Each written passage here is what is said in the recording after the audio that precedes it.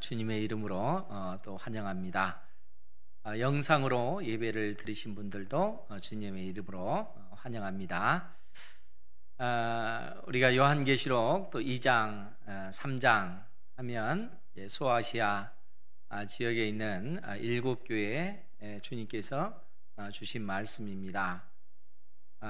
그런데 단순히 소아시아 지역에 있는 7교회만 주신 말씀이 아니고 이 땅에 우리 주님께서 재림하실 때까지 주님께서 피값으로 세우신 몸된 교회가 어떠한 모습으로 이 세상 속에서 존재해야 되는가, 교회는 이 세상 속에서 어떠한 모습으로 있어야 되는가 하는 말씀을 소아시아 지역에 있는 7교회에 주신 말씀을 통해서 우리에게 가르쳐 주고 있는 것입니다.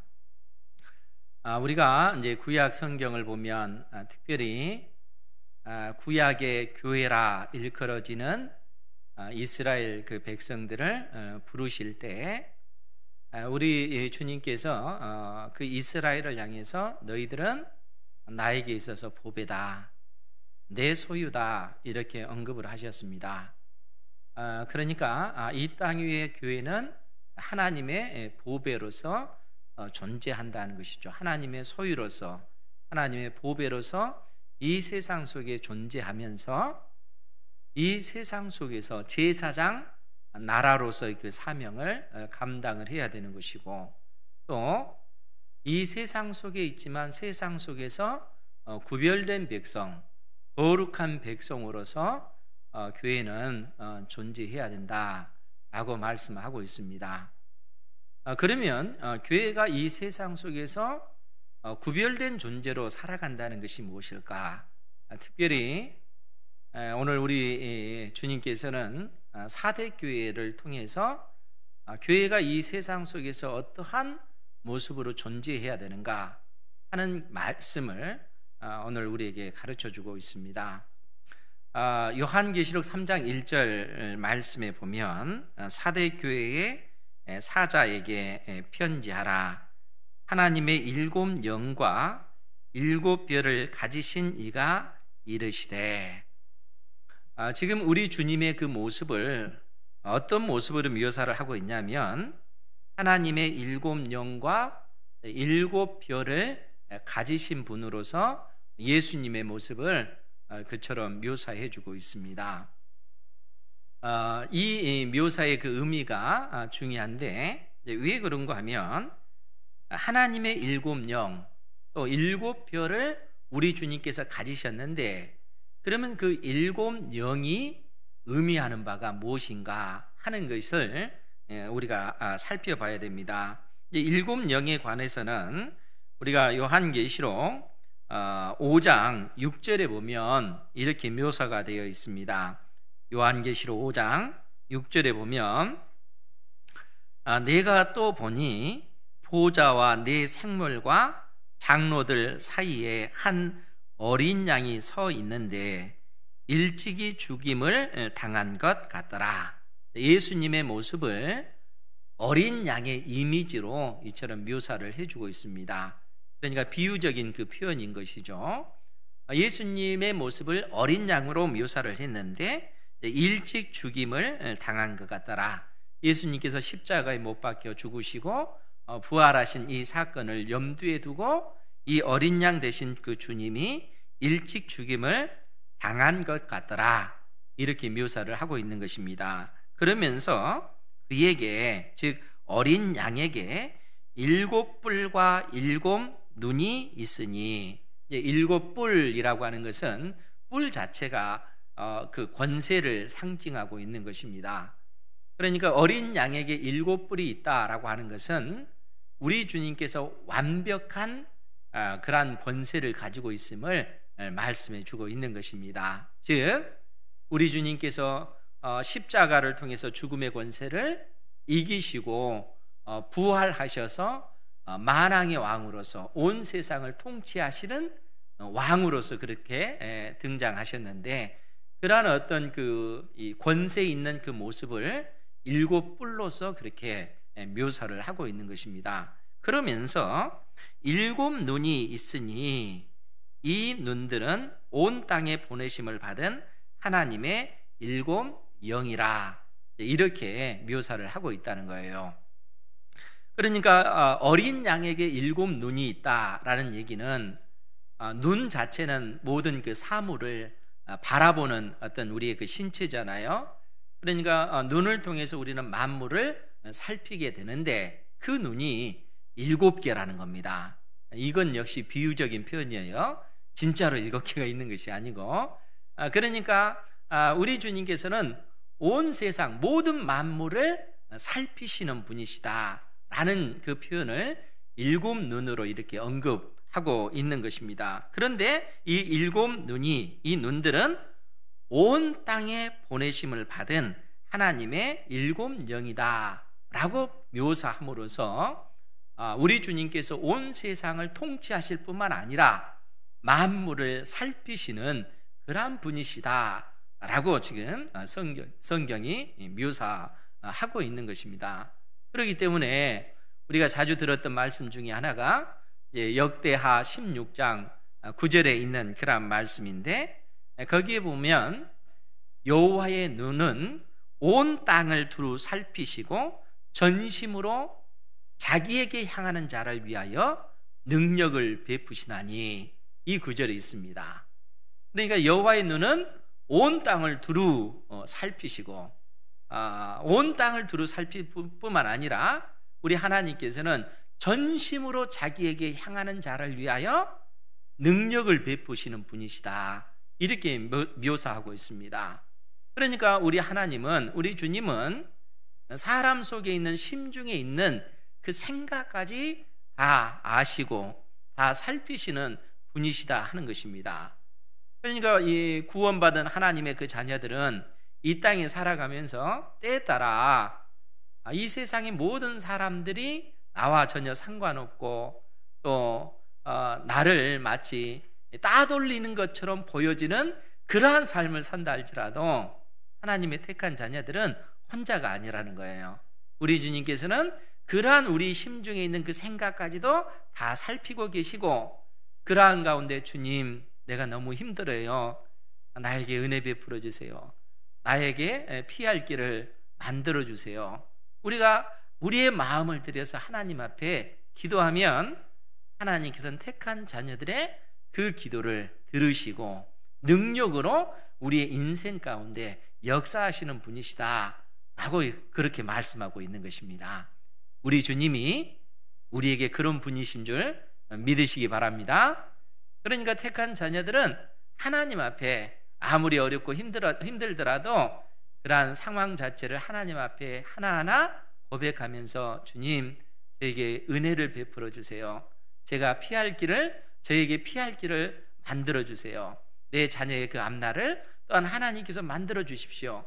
내가 지금 직장 생활을 하고 있는데 이 상황 속에서도 하나님께서 나에게 은혜 베풀어 주세요. 하나님, 내가 하고 있는 이러한 사업이 뜻대로 되지 않습니다. 주님, 나에게 지혜를 주세요. 피할 길을 만들어 주세요. 우리가 전심으로 하나님 앞에 부르짖고 기도하면 주님께서는 우리가 하나님의 자녀이기 때문에 우리의 그 중심을 살피시고 능력을 베풀어 주시는 분이시라 하는 것입니다. 우리가 믿는 주님이 우리에게 이러한 은혜를 내려주십니다. 믿고 기도하면 주께서 이런 은혜를 베풀어 주신다는 거예요. 그러니까 우리 주님이 어떤 분이시냐 하면, 오늘 그래서 사대교회 그 사자에게 우리 주님께서 말씀하시면서 하나님의 7 영과 7 별을 가지신 이로서 그처럼 묘사를 하고 있다는 거예요. 7 별이라고 하는 것은 계시록 1장 20절에 그렇게 묘사되어져 있어요. 7 별은 7 교회의 사자다, 이렇게 언급을 하고 있습니다. 즉, 그 말은 무슨 얘기냐면 우리 주님께서는 이 땅에 세워진 교회의 주인 되신다, 그런 얘기예요.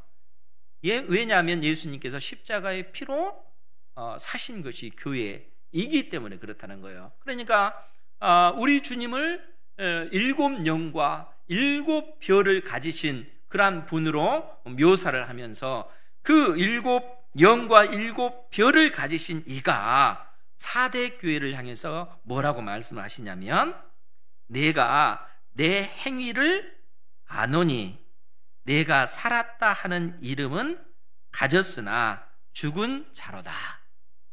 우리 주님께서 4대 교회를 이처럼 판단하시는 거예요.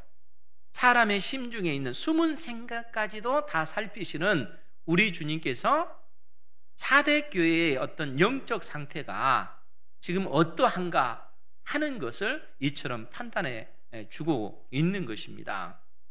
사랑하는 성도 여러분, 4대 교회는 우리가 이제 역사적으로 보면 굉장히 그 부유한 지역에 있는 그러한 교회입니다.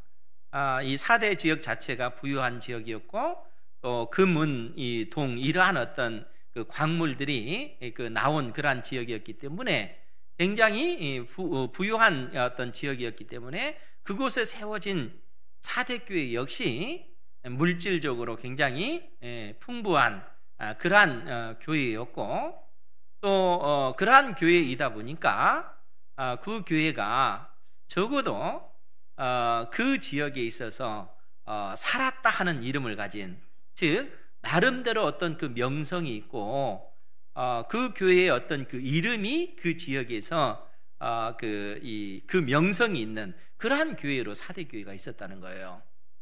그렇기 때문에 그러한 4대 교회가 마치 살아있는 것처럼 그렇게 보여졌지만, 우리 주님께서는 그 4대 교회의 그 영적 실상을 보면서 내가 살았다 하는 이름은 가졌으나 실상은 죽은 자다, 이렇게 언급을 하고 있다는 거예요.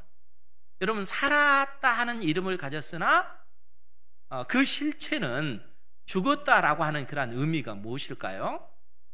여러분, 이제 쉬운 예로 보면 지금 우리 좌우에 이 꽃꽂이가 되어 있잖아요. 이 꽃이 얼마나 아름답습니까? 모르긴 해도 아마 이게 지난주에 해서 어제 우리 집사님들이 약간 더 다듬고 해서 더 예쁘게 해놓은 것 같아요. 그런데 거의 뭐 2주가 되어짐에도 불구하고 그래도 싱싱하잖아요. 화려하고 살아있는 것처럼 보이지만 우리는 이 꽃이 죽었다, 이렇게 얘기할 수 있습니다. 왜 그렇죠? 이 꽃이 뿌리로부터 절단되어져 있기 때문에 그런 것이죠. 그렇죠?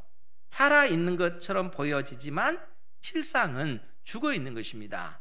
이처럼 화려해서 아름답게 보여지지만 그 어떤 깊은 어떤 내용을 보고 알고 나면 실상은 죽어 있다는 거예요. 생명력이 없다는 거예요. 생명력이 끊어졌다라는 얘기입니다.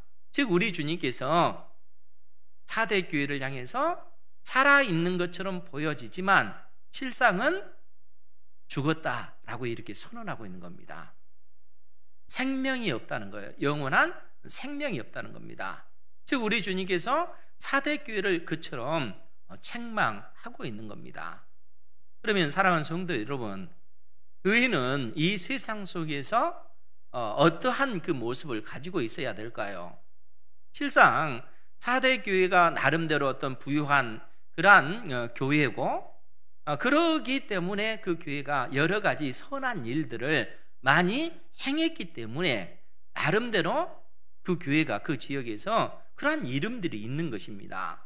그런데 우리 주님께서는 그러한 교회를 향해서 살아있는 것처럼 보여지지만 실상은 죽었다라고 얘기하는 거예요. 그러면 우리 주님께서 이처럼 말씀하시는 그 의미, 교회는 이 세상 속에서 어떠한 모습으로 존재해야 되는가 하는 그 부분을 우리가 생각을 해야 된다는 것이죠. 이미 우리 주님께서는 제자들에게 마태복음 16장 16절에 보면 우리 주님께서 제자들에게 하신 말씀이 있습니다. 그 말씀을 보면 주님께서 제자들에게 너희는 나를 누구라 하느냐, 이런 질문을 던졌어요. 마태복음 16장 16절에 있는 말씀입니다. 그러할 때 베드로가 하는 말이 주는 그리스도시요 살아계신 하나님의 아들이시니이다. 너무나 유명한 그런 구절이잖아요. 주는 그리스도시요 살아계신 하나님의 아들이십니다. 즉 이 말을 풀어서 증거하자면 예수님께서 택한 백성들의 모든 죄 때문에 십자가에 못 박혀 죽으신 하나님의 아들 되십니다. 그 고백입니다. 그러니까 예수 그리스도께서 내 죄 때문에 십자가에 못 박혀 죽으신 하나님의 아들이라는 사실을 내가 마음으로 믿고 내 입술로 고백하고 예수님을 나의 구주로 영접했을 때 우리 주님께서는 그러한 사람에게 영원한 생명을 주시는 분이시다라는 얘기입니다. 그러니까 베드로가 그러한 고백을 하니까 우리 주님께서 그러한 베드로를 칭찬하시면서 이 진리를 깨달은 것은 너의 지혜나 너의 능력으로 깨달은 것이 아니라 하늘에 계신 아버지께서 이 진리를 깨닫게 하신 것이다 라고 말씀하십니다. 그러니까 이 복음의 그 진리는 우리가 세상의 지식으로 얻을 수 있는 것이 아니라 하늘에 계신 아버지께서 이 진리를 오늘 우리로 하여금 갖게끔 했다는 거예요. 영원한 생명이 우리에게 있는 줄 믿으시기 바랍니다. 영생이 있는 존재들이라는 거예요. 그런데 우리 주님께서는 이러한 말씀을 하고 나서 18절에 뭐라고 말씀하시냐면 마태복음 16장 18절에 있는 말씀입니다. 잘 들으시기 바랍니다. 또 내가 내게 이르노니 너는 베드로라. 내가 이 반석 위에 내 교회를 세우리니 음부의 권세가 이기지 못하리라. 너는 베드로라. 베드로라는 말 자체가 반석이다라는 얘기예요. 즉 베드로가 고백한 신앙 고백의 터 위에 우리 주님께서 내 교회를 세우겠다는 거예요. 즉 베드로가 한 고백이 뭡니까? 주는 그리스도시요 살아계신 하나님의 아들이십니다 라고 하는 이 신앙 고백의 터 위에 우리 주님께서 교회를 세우시겠다는 거예요. 그러면서 그 교회의 그 특성을 뭐라고 언급을 하냐면 이 반석 위에 내 교회를 세우리니 음부의 권세가 이기지 못하리라. 음부의 권세라고 하는 것은 죽음의 권세가 이기지 못한다는 거예요. 사망 권세가 교회는 지배하지 못하리라 라고 얘기하는 거예요. 사랑하는 성도 여러분, 교회가 이 세상에 여러 그 단체들과 근본적으로 다른 것이 뭐냐면 교회는 영원한 생명이 있는 곳이기 때문에 그렇습니다. 교회는 사망 권세가 지배하지 못한다는 거예요. 여러분 생각해 보세요. 모든 인생들을 지배하고 있는 것이 뭡니까? 사망 권세라는 거예요. 죽음의 권세라는 거예요. 죽지 않는 인생은 한 명도 없습니다. 그런데 예수 그리스도를 믿는 사람들에게 어떤 은혜가 부어진 것입니까? 예수님께서 나의 죄 때문에 십자가에 못 박혀 죽으신 하나님의 아들이라는 사실을 믿고 그 예수님을 나의 구원자로 영접한 사람들에게는 이미 예수님과 함께 2000년 전에 십자가에 못 박혀 함께 죽고 우리 주님께서 죽음의 권세, 사망 권세를 이기고 부활하실 때 우리도 동일하게 예수님과 함께 부활했다는 사실입니다. 그것이 복음이라는 거예요. 그러니까 원리적으로 예수님을 믿는 사람들은 이미 우리가 예수님과 함께 죽음을 경험한 사람들입니다. 죽음을 경험했을 뿐만 아니라 죽음의 권세, 사망 권세를 깨뜨리고 부활한 부활 생명을 가진 존재라는 거예요. 우리가 그러한 존재이기 때문에 사망 권세, 음부의 권세, 이 죽음의 권세가 결단코 교회를 이기지 못한다는 거예요. 그러니까 교회만이 영원한 생명을 줄 수 있는 곳이 교회라는 거예요. 주님께서 이 세상 가운데 유일하게 이 교회만 이러한 어떤 영원한 생명을 교회를 통해서 주시는 것이고, 그렇기 때문에 교회는 이 세상 속에서 이 세상에 여러 수많은 그런 단체들과 근본적으로 다른 이유가 교회만이 그 영원한 생명을 줄 수 있기 때문에 그렇다는 거예요. 주님께서 오늘 우리에게 그 말씀을 하시는 거예요. 그렇기 때문에 4대 교회를 향해서 오늘 우리 주님께서 하신 말씀이 내가 살았다 하는 이름은 가졌으나 실상은 죽은 자로다 라고 했을 때 이 죽은 자의 이 표현은 영적인 이 생명, 영원한 생명이 너희들에게 없다라는 얘기입니다. 그러니까 교회가 이 땅을 위해서 선한 일들을 많이 하잖아요. 많은 사람들을 구제하는 그러한 일들도 하고, 힘겨워하는 사람들의 위로자가 되기도 하고, 또 교회 성도들 안에서 이 교회가 든든히 세워지기 위해서 우리가 헌신하고 힘쓰고 애쓰고 충성하는 그러한 일들이 얼마나 많습니까? 또 그러한 것들을 통해서 교회가 이 세상 속에서 좋은 칭찬의 그러한 소리를 듣잖아요. 그런데 그러한 어떤 그 모습이 살아있는 모습이 아니라는 거예요. 그러한 일이 필요 없다, 그런 얘기가 아니에요. 그러한 일들이 다 필요한 것이지만 교회를 교회답게 만드는 것은 결국에는 영원한 생명이라는 거예요. 이 생명이 있느냐 없느냐, 이것이 중요한 문제라는 겁니다.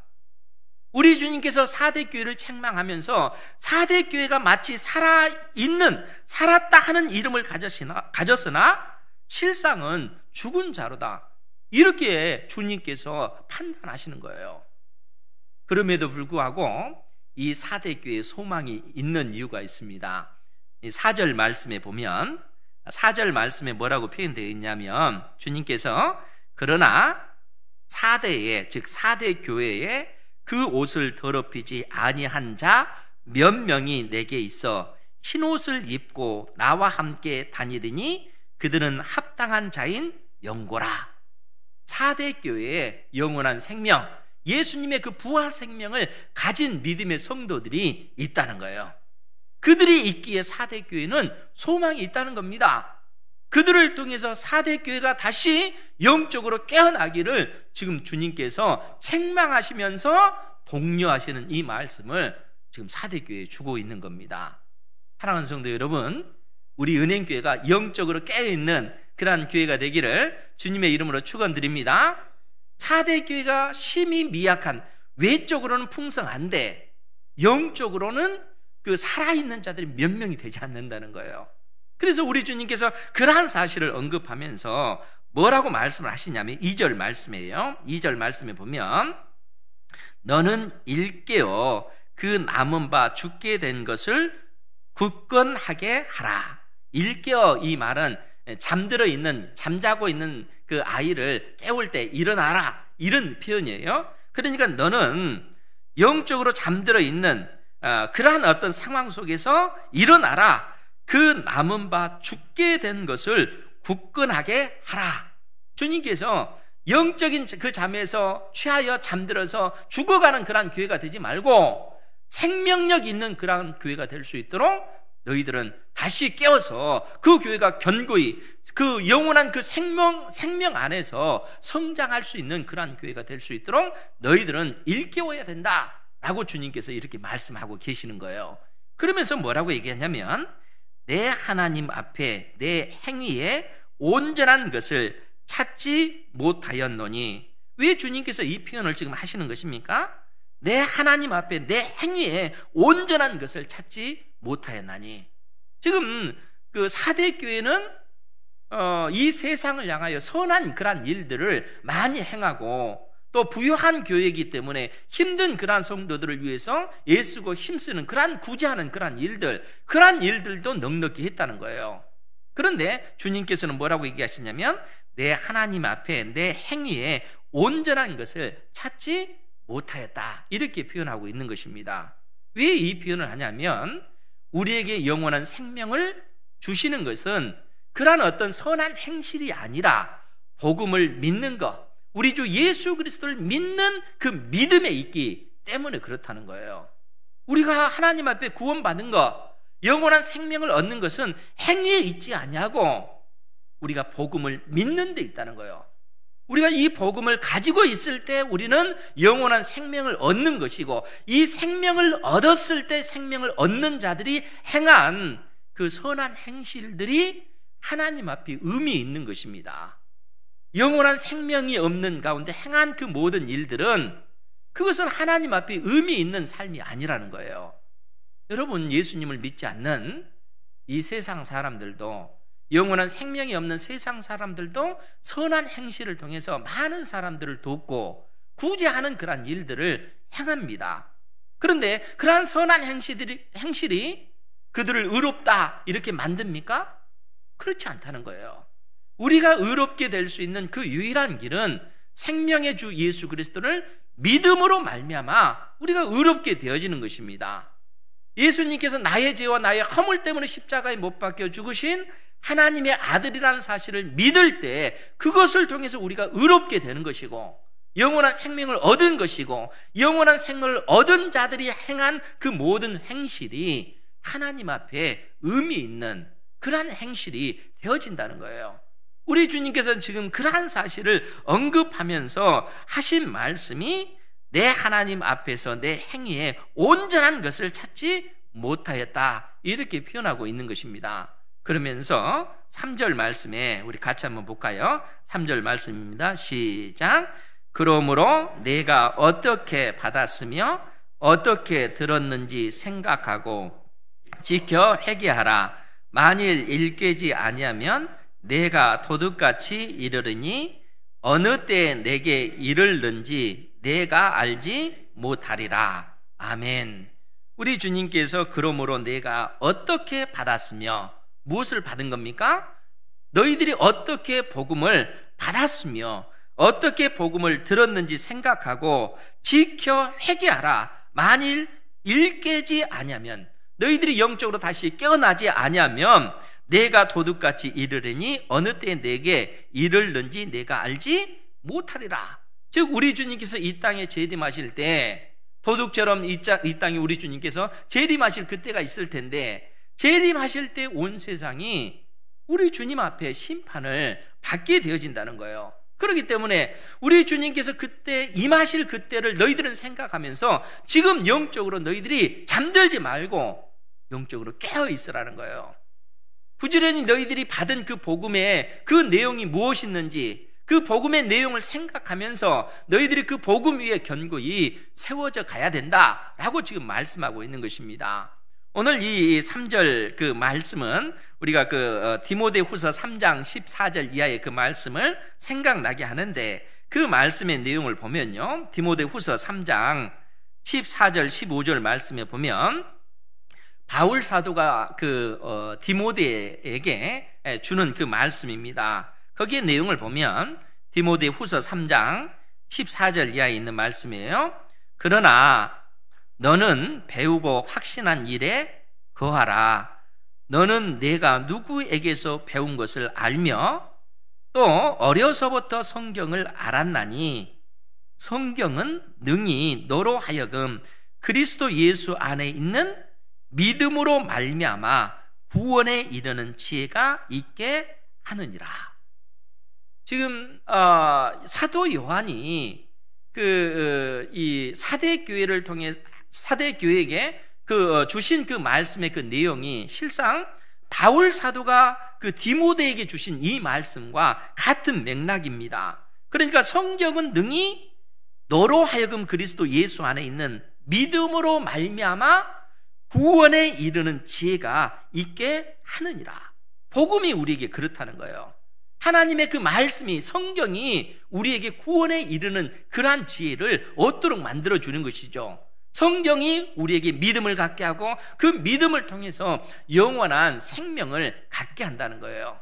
그러니까 사대교회가 수많은 여러 가지 일들, 또 이 세상을 향하여 성도들을 향해서 여러 가지 그러한 일들을 했지만 실상 가장 중요한 일은 뭐냐면 너희들이 받은 그 복음의 그 내용이, 그 의미가 무엇인지 깊이 생각하고 그 복음 위에 견고히 서 있으라 하는 것이죠.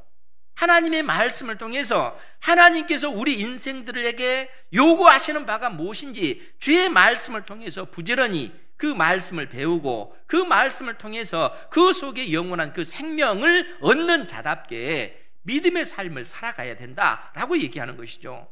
이러한 영원한 생명이 없다면 그 영원한 생명이 없는 자가 행하는 그 모든 일들은 결국 하나님 앞에 아무런 의미가 없다는 얘기입니다.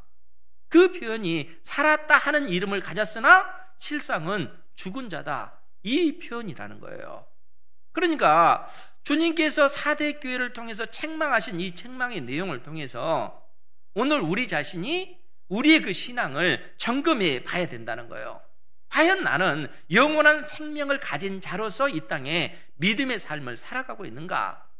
하나님의 말씀을 통해서 우리 자신의 신앙을 점검해 봐야 된다는 것이죠. 사도 요한이 이 말씀을 주고 나서 우리가 아까 봤던 4절 이하의 그 말씀을 보면, 그러나 4대에 그 옷을 더럽히지 아니한 자 몇 명이 내게 있어 흰 옷을 입고 나와 함께 다니리니 그들은 합당한 자인 영고라. 이기는 자는 이와 같이 흰 옷을 입을 것이요. 즉 이기는 자는 흰 옷을 입는다, 이렇게 표현이 되어 있고, 그 흰 옷을 입고 나와 함께 다니리니 그들은 합당한 자인 영고라. 우리 주님께서 이처럼 얘기를 합니다. 말씀하십니다. 그러면 흰 옷 입은 자가 누군가 했을 때 제가 여러 번 말씀을 드렸지만 그 부분도 다시 한번 찾아보도록 할게요. 요한계시록 7장 13절 14절에 있는 말씀입니다. 요한계시록 7장 13, 14절 같이 봅니다. 13절 14절 거기 보면 장로 중 하나가 응답하여 사도 요한에게 말하되 이 흰 옷 입은 자들이 누구며 또 어디서 왔느냐, 이런 질문을 사도 요한에게 던집니다. 그때 사도 요한이 내가 말하기를 내 주여 당신이 아시나이다 하니 그가 나에게 이르되 이는 큰 환난에서 나오는 자들인데 어린 양의 피에 그 옷을 씻어 희게 하였느니라. 그러니까 흰 옷 입은 자들이 누군가라고 했을 때 성경은 아주 명확하게 어린 양의 피에 그 옷을 씻어 희게 하였느니라, 이렇게 언급을 하고 있다는 거예요.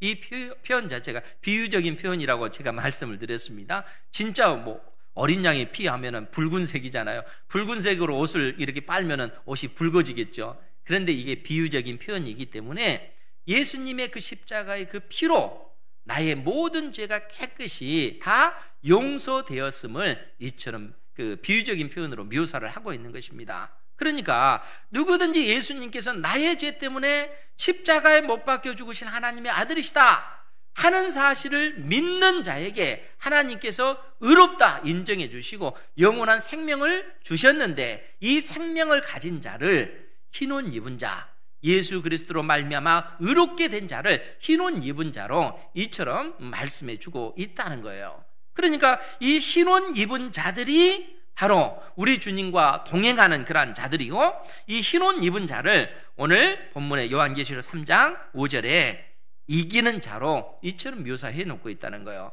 그러니까 이기는 자는 내가 선한 행실과 선한 어떤 그 노력을 통해서 의롭게 된 자를 이기는 자다, 이렇게 묘사한 것이 아니고 생명의 주님을 믿고 구원받은 자, 영원한 생명을 얻은 자, 그 생명을 얻은 자가 이 세상 속에서 구별된 백성답게 제사장의 나라로서 하나님의 보배로서 그 삶을 살아가는 그 삶의 그 모습을 이기는 자로 이렇게 언급하고 있다는 거예요. 그래서 이기는 자는 이와 같이 흰 옷을 입을 것이요 내가 그 이름을 생명책에서 결코 지우지 아니하고, 이 생명책이라고 하는 것은 그 창세 이래로 구원받기로 작정된 하나님의 어떤 그 모든 택한 백성들을 상징적으로 묘사해 놓고 있는 것입니다. 그러니까 창세 이래로 하나님께서 구원하기로 작정된 그 모든 자들을 바로 내가 그 이름을 생명책에서 결코 지우지 아니하고 이렇게 언급하고 있다는 거예요. 그러면서 뭐라고 얘기했냐면 그 이름을 내 아버지 앞과 그의 천사들 앞에서 시인하리라. 하나님께서, 우리 주님께서 하나님과 그의 천사들 앞에서 이 사람은 영원한 생명을 가진 자입니다, 우리 주님께서 인정하시겠다는 거예요. 이기는 자에게, 흰 옷 입은 자에게, 영원한 생명을 가진 자를 하나님께서, 우리 주님께서 하나님 앞에서, 아버지 하나님 앞에서 인정하시겠다라고 이야기를 하고 있는 것입니다. 이 말씀을 지금 사대교회에 주고 있는 거예요. 무슨 얘기입니까? 즉 예수님의 그 생명을 가진 자는, 아니 이 땅에 주님의 피값으로 세워진 그 교회는 근본적으로 이 세상 속에 있지만 이 세상 속에서 제사장 나라로서 존재해야 된다는 거예요. 무슨 얘기입니까? 제사장 나라로서 존재한다는 것은 하나님과 이 세상 사이의 중보자로서 교회는 존재해야 되는 것이고, 이 세상의 수많은 인생들, 하나님을 대적했던 수많은 그러한 인생들이 그들의 죄악을 깨닫고 하나님께로 돌이킬 수 있는 그 제사장 나라로서 교회는 이 세상 속에서 존재해야 된다는 거예요. 왜냐하면 교회만이 영원한 생명을 이 세상 속에 줄 수 있기 때문에 그렇다는 거예요. 그래서 교회가 이 세상을 향해서 선한 그 행실을 많이 행할 수 있습니다. 그러나 가장 근본적인 것은 그 교회에 영원한 생명이 있는가 하는 그런 문제예요.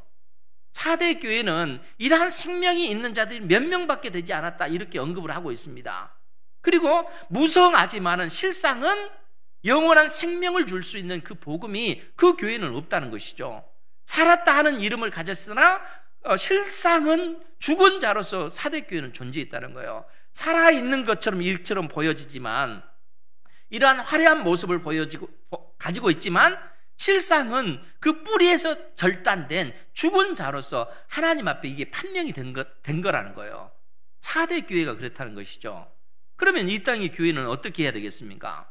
결국 교회는 하나님의 그 생명의 그 말씀, 그 복음을 견고히 먼저 붙잡고 있어야 된다는 것이죠. 영원한 생명을 교회만이 줄 수 있기 때문에 그런 것입니다. 그래서 교회는 그 생명의 말씀을 견고히 붙잡고 있어야 되고 그 생명의 말씀의 터 위에서 교회는 이 세상 속에서 구별된 백성으로서 존재해야 되는 것이죠. 세상 속에 있지만 세상과 같지 아니하는 구별된 존재로서 그 교회는 있어야 되는 것이죠. 그것을 오늘 우리 주님께서는 이기는 자는 이와 같이 흰옷을 입을 것이요 이렇게 언급하고 있고, 또 이기는 그 사람, 그 이름을 그 사람은 내 아버지 앞과 그의 천사들 앞에서 우리 주님께서 시인하겠다 이렇게 말씀하고 있는 것입니다.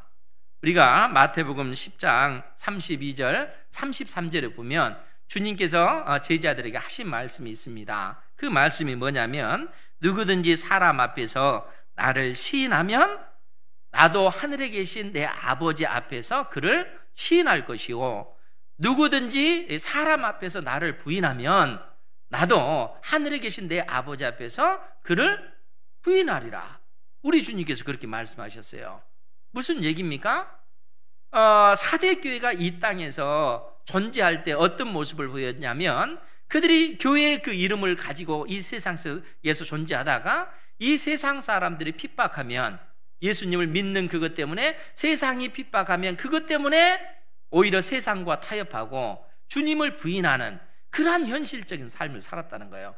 생명이 없기 때문에, 그들에게 영원한 생명이 없기 때문에 그러한 삶을 살았다는 거예요. 주님께서 그 사람의 어떤 그 심중에 있는 생각까지 살피시는 주님께서 4대 교회의 어떤 그 영적 그 실상을 그처럼 판단하시고 책망하시면서 이 말씀을 주고 있는 것이죠.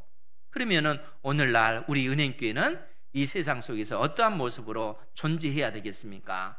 우리 은행교회는 우리 주님께서 이 세상 속에서 유일하게 구별해 내신 교회로 은행교회가 세워져 있다는 거예요. 구별된 교회로 세워지기 위해서는 우리가 복음에 충실해야 되는 겁니다. 영원한 생명을 가진 자로서 먼저 우리가 견고히 서 있어야 된다는 거예요.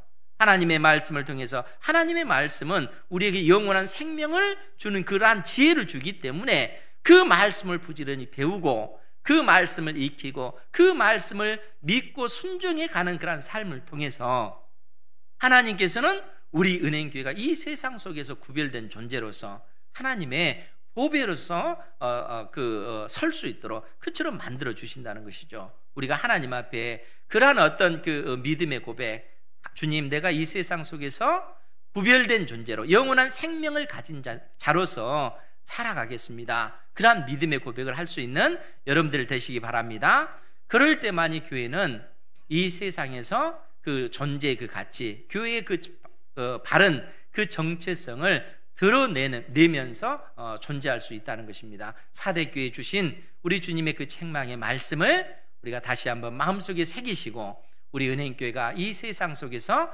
구별된 그러한 교회로서 설 수 있도록 기도하시고 또 그러한 은혜를 누리는 여러분들이 되기를 주님의 이름으로 축원드립니다. 기도하겠습니다.